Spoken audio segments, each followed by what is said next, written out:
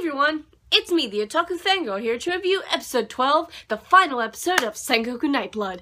So with this series, well, I'm gonna have to give it, I don't know, I'm flip-flopping between 7 and a 6 because my personal enjoyment came out of there being wolf boys, right? And they get their spotlights sometimes, but they also don't. So it's like, do I give it a 6 or a 7? But first, let's talk about this episode. So with this episode, you know, they have to fight the big Yakuma and everything, and they have to get Yuzuki out of it. And so that's exactly what they do, and it feels like a final boss fight of a video game. And I'm just like, okay, cool. There was a lot of fighting in this episode. I'm like, okay. Here comes all the fighting in this series, because there's been some, but there hasn't been, like, you know, like a entire, almost an episode dedicated to it. But anyway, they get her out of there eventually, and when she comes out, well, they notice that some of the Yakuma that some other people were fighting, you know, disappear, and they go give power to that one they thought they defeated, and of course Yuzuki was knocked out and everything, but she came, she woke up, and she's like, oh, thank you for saving me and stuff, and I'm just like, I don't care, but anyway, but yeah, the Yakuma gets power from the other Yakumas that, like, you know, gave it power, and so to defeat the final form, I guess you could say, of course they have to drink Yuzuki's blood, you know, Nobunaga and Hideyoshi. I'm just like, yeah, okay, finally, we get to using that power that we've known about since episode 1, but never used it again until now.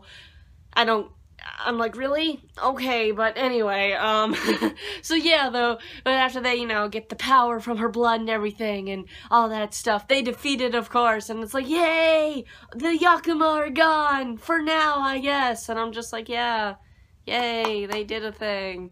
But, after that, though, you know, Yuzuki is knocked out and everything, and I guess, you know, rests up, and, meanwhile, the other armies are all like, oh, we're probably gonna need her, so we're all gonna try to steal her away now, you know, and I guess that could be, you know, a possible hint at, oh, maybe we'll do a season 2, because when they're, you know, all talking like, oh, you know, all the other armies are gonna want her and stuff, we see this, like, one character we've never seen before, and he's like, oh, I'll be sure to get her or something, and I'm like, who you? Who are you? Or it's trying to get people to go play the mobile game, because I'm pretty sure this is based off a mobile game for the phone.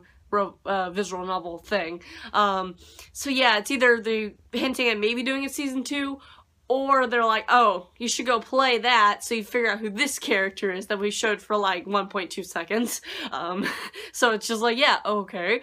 A season 2 though, I mean, I guess that'd be fine. I'd enjoy it, I guess, because it could be more of a season 2 about all the guys, all the armies trying to get her for her blood, because we never figured out where's the Hime Miko or anything, you know, it's like that plot point just kind of went, whoop, it's out of there. It was like, it was there, and oh, hey, Yakuma's more important, so let's worry about that. So, yeah, though, but it ended, you know, with Yuzuki waking up and everyone bringing her gifts and food and stuff, and Hideyoshi coming in, you know, being Hideyoshi, you know, bleh, and calling her his wife and stuff. I'm just like, okay, so this is how this ends, with not a very, you know, clear-cut ending of her and him falling in love, because, yeah, but, that's how it ended, and I'm like, alright, they gonna do a season 2? I don't know. But for story, characters, animation, and music, I don't know, I'm maybe like a 6.9. It's almost a 7, but honestly, I just can't give it that 7 because I'm just like, I don't know, it's not the greatest reverse harem out there, for sure. It's kind of on the lower scale of things, you know, it's kind of like one of, I wouldn't say one of the worst ones, but it's one of the ones that most people probably don't know about or don't care about. They probably watched the first episode and they were just like, okay, that happened, man, they like dropped it, you know. I got close to dropping it at some points, but I wanted to keep watching it for the Wolf Boys, because I'm like, Wolf Boys.